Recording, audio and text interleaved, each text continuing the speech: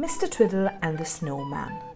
One day, the children who lived next door to Mr. Twiddle made a fine snowman in his garden.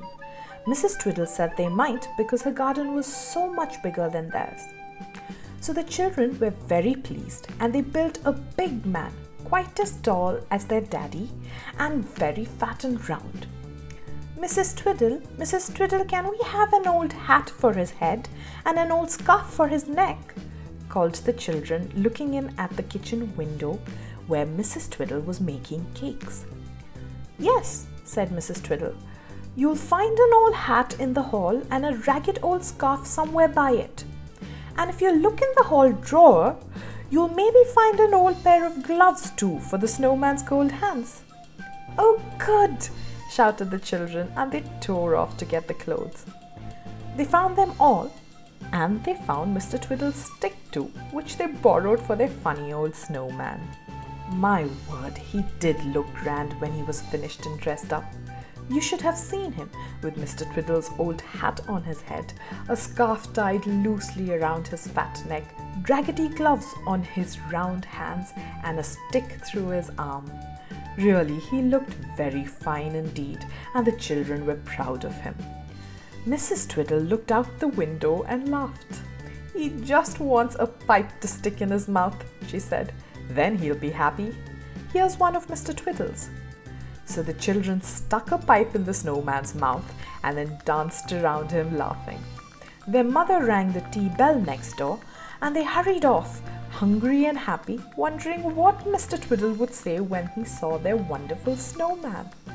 Well, Mr. Twiddle didn't come home till it was almost dark, for he had been to see his brother in the next village. He stumped in at the front gate, tired and hungry, and then he suddenly saw the old snowman standing quite still in his front garden. "Hello," said Mr. Twiddle in surprise. "Who's that? What are you doing here, my good man?" The good man didn't answer. Mr. Twiddle grew cross.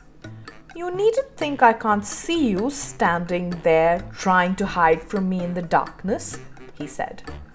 "You are up to no good, I'll be bound. What are you waiting there for?" The snowman said nothing at all.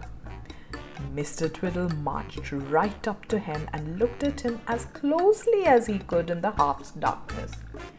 And he saw that the snowman had got his hat on. "You've got my hat," he said in a rage. "My dear old comfortable hat, how dare you take my hat? Give it to me at once." The snowman didn't give it to Mr. Twiddle. He just stood quite still and stared at him out of his big stone eyes. "And you've got my scarf on, I do declare," roared Mr. Twiddle. "Yes, you have. What next, I'd like to know? I suppose you've been sneaking around my house just taking whatever you can put your hands on. I'll fetch a policeman. I'll give you such a smack that you'll land in the next door garden." The snowman stared and said nothing. "Can't you answer me?" shouted Mr. Twiddle. "Haven't you got a tongue in your head?"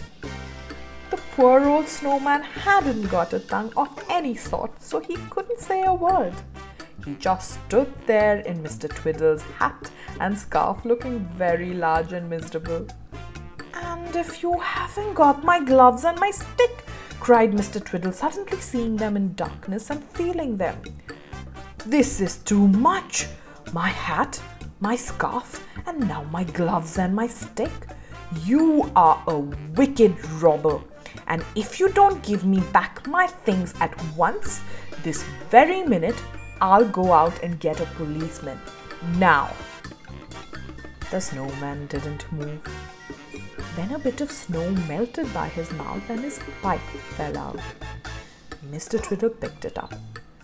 "And you've got my pipe too," he shouted. "My very nicest, oldest pipe. What next?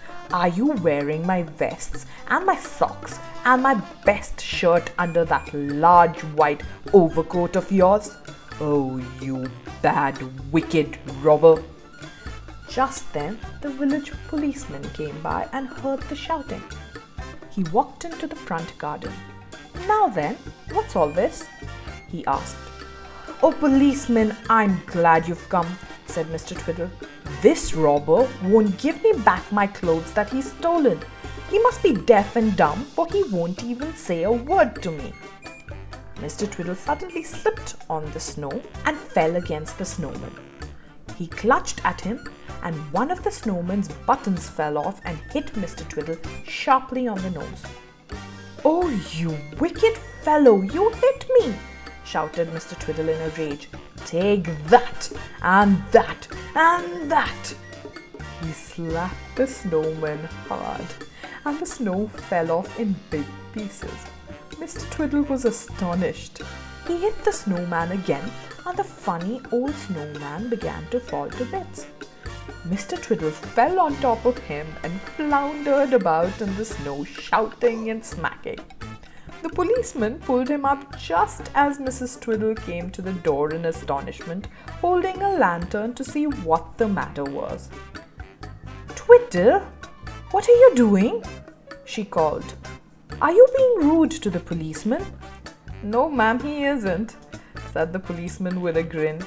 "He is fighting a big snowman and breaking him all to bits." "Really, Mr. Twiddle?" said Mrs. Twiddle in surprise. "Must you do a thing like that? And look at the mess you're in. Good gracious me, and you've spoilt your new hat and broken your new stick. Well, you'll have to use your old ones again. The snowman's got them, so you can bring them in with you before he melts all over them." Poor Mr. Twiddle.